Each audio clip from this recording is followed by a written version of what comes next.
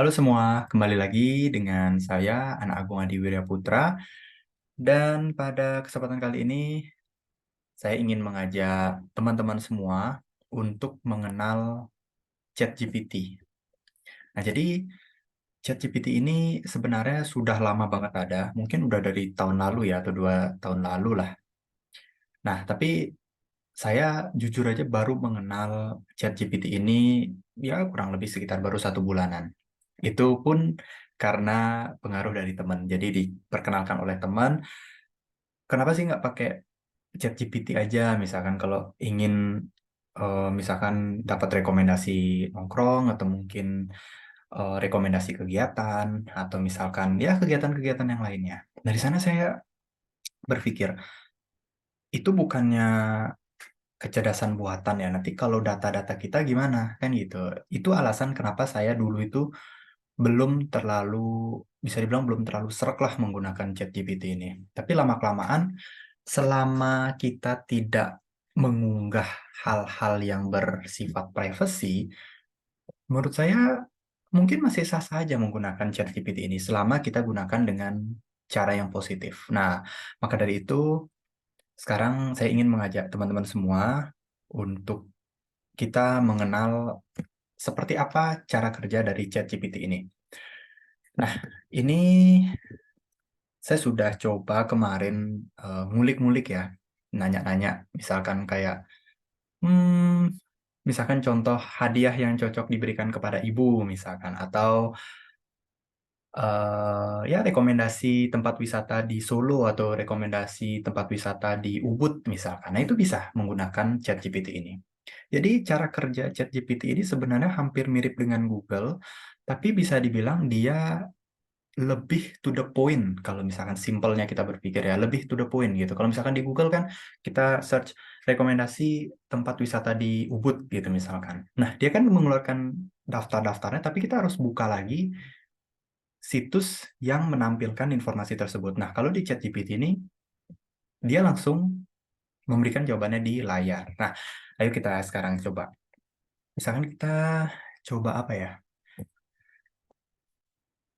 Nah, coba rekomendasi makanan khas Singapura. Ada ya makanan khas Singapura ya? Atau jangan deh, makanan khas Vietnam. Nah, kebetulan saya pernah ke Vietnam dulu. Nah, ini dia. Nah, ini bentar ini layar kecil saya ganggu nggak sih? Saya coba geserkan ya. Oke. Nah, jadi dia cara kerjanya seperti ini, teman-teman.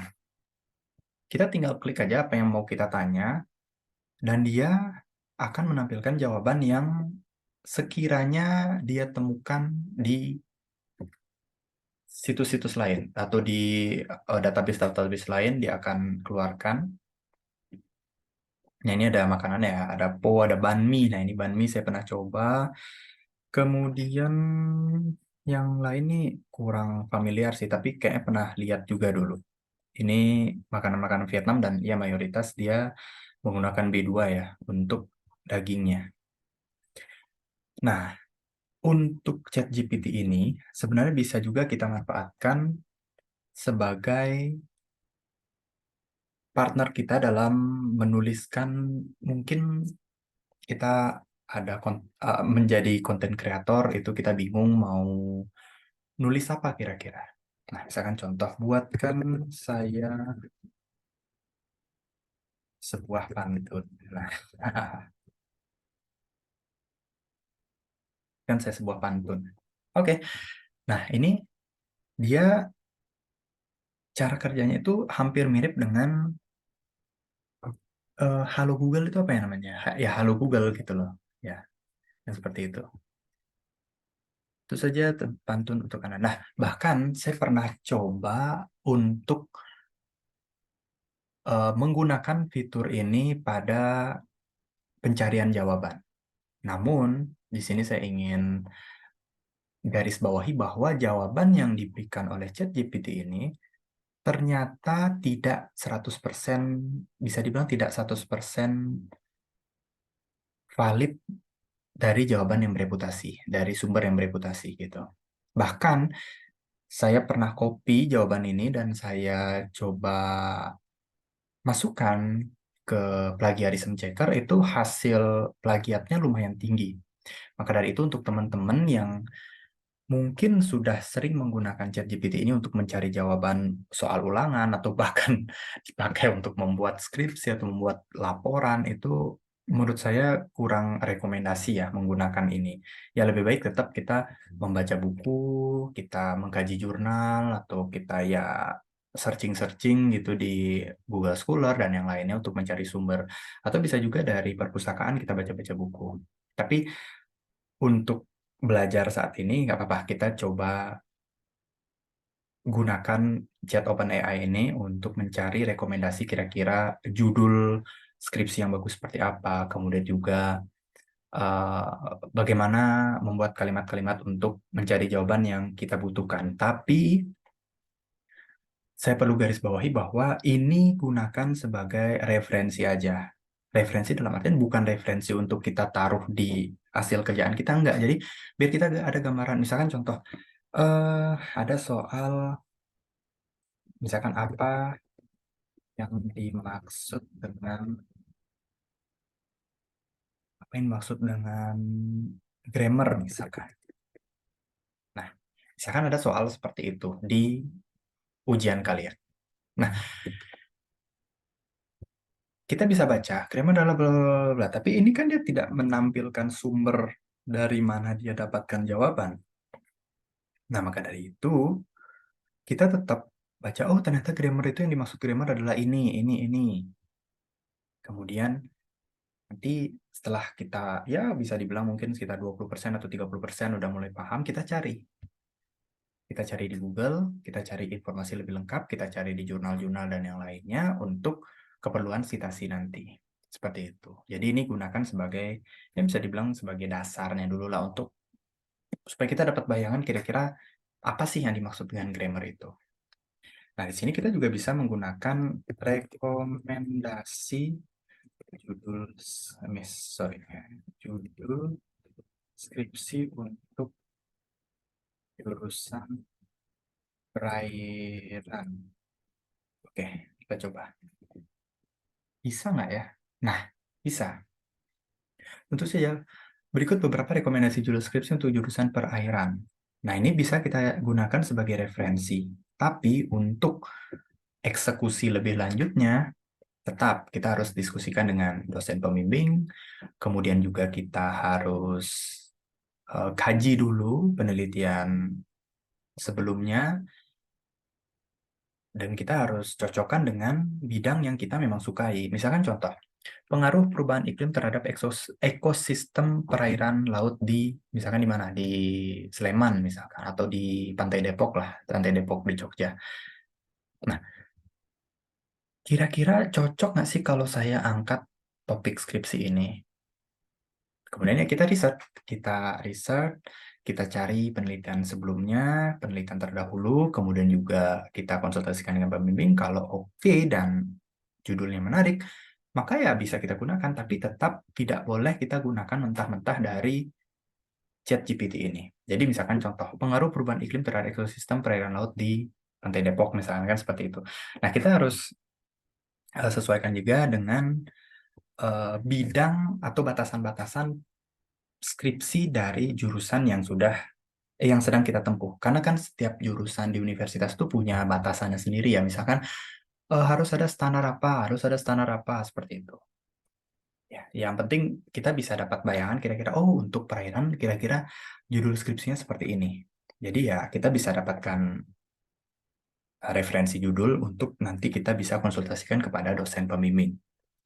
Nah, kalau semisal kita coba deh, kita yang paling apa ya, bisa dibilang yang paling red flag lah. Kita coba buat satu skripsi judul, sorry, judul misalkan pengaruh lansia terhadap produktivitas kantor misalkan. Bisa nggak ya? Oh, bisa ternyata guys. bahkan sampai latar belakang penelitiannya itu dibuatin oleh ChatGPT ini. Namun tetap, nah ini nanti setelah dia berhenti nulis saya akan jelaskan kenapa tadi yang saya jelaskan itu di ChatGPT ini saya kurang rekomendasi teman-teman gunakan apabila plug di copy paste dari ChatGPT ini langsung ditaruh ke laporan tugas maupun artikel penelitian yang lainnya. Nah, bisa kita lihat. Nah, ini dia.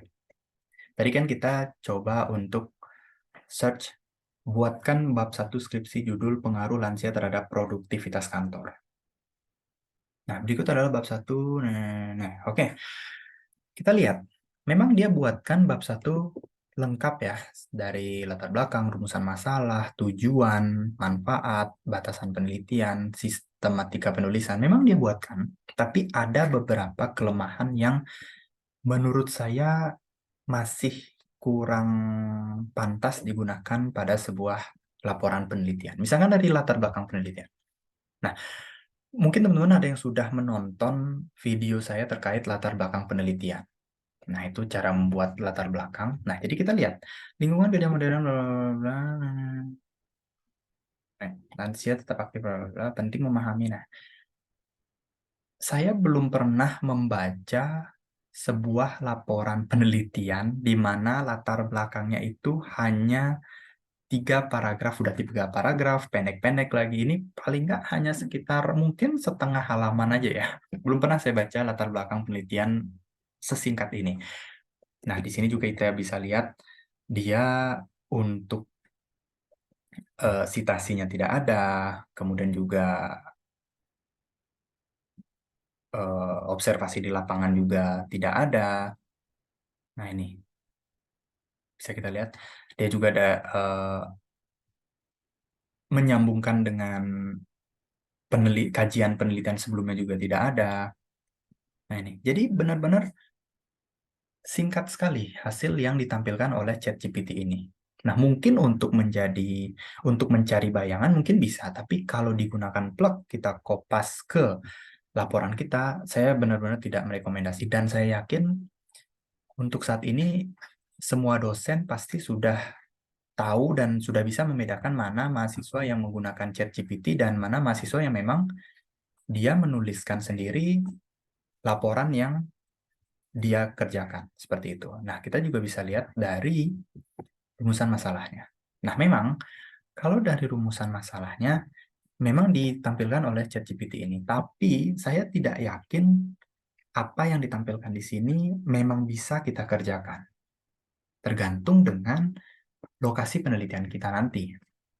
Nah, seperti contoh ini, bagaimana kalau karakteristik lansia sih mungkin bisa kita dapatkan dari wawancara ya. Kemudian faktor-faktor kita bisa dapatkan dari observasi, dampaknya juga kita bisa memberikan angket mungkin. Ya, ini memang kita bisa dapatkan, tapi tergantung nanti di lokasi penelitian kita. Ya, tentu harus ada penyesuaian lagi dong. Nggak mungkin bisa plug kita tirukan seperti ini. Kemudian juga tujuan penelitian, ini kan nyambung dengan rumusan masalah ya. Ini dia, oke. Nah, bisa dibilang kalau ChatGPT ini memang bisa memberikan kita gambaran, memang bisa memberikan kita jawaban, tapi tetap seperti yang saya sudah paparkan tadi bahwa sebaiknya jangan menggunakan mentah-mentah apa yang ditampilkan oleh ChatGPT ini. Seperti itu. Oke, jadi sampai sini dulu teman-teman video saya kali ini. Mohon maaf apabila ada kekurangan dan nantikan video-video selanjutnya. Oke, sampai jumpa. Bye.